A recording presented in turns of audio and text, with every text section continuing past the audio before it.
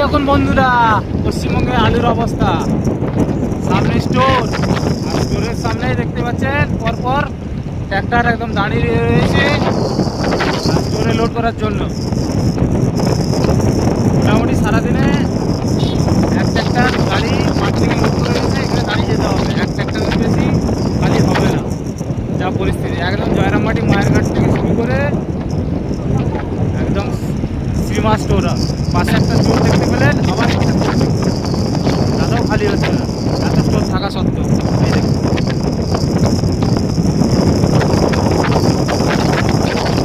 এবার বলুন আলুর দাম হবে কি হবে না, আপনারা কমেন্টে জানান।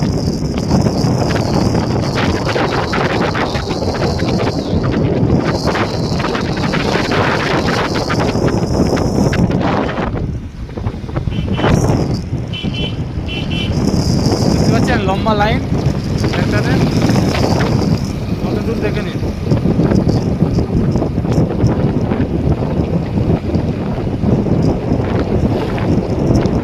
এত আলু প্রোডাকশন হলে, ফলন হলে কি করে দাম হবে?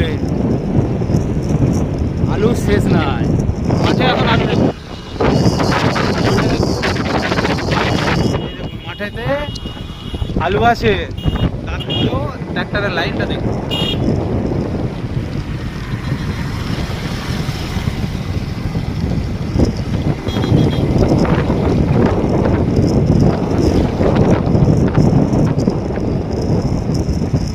ওয়েস্ট বেঙ্গলে এইরকম আলুর ফলন হয়েছে, যা একদম স্টোরের মুখগুলো থেকে একদম পুরো রাস্তা জ্যাম, আলু খালি হচ্ছে।